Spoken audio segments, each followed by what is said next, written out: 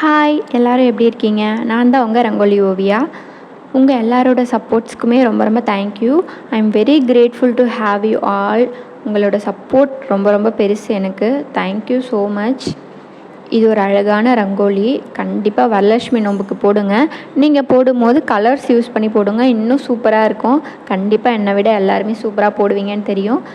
அப்படியே நீங்கள் எல்லோரும் எனக்கு ஒரு ஹெல்ப் பண்ணுறீங்களா? உங்களுக்கு எந்த மாதிரி கோலம் வேணும்னு எனக்கு கமெண்ட் பண்ணுங்கள். எனக்கு ஒரு ஐடியா கொடுங்க. அந்த மாதிரி கண்டிப்பாக நான் வந்து கோலம் போடுறேன்.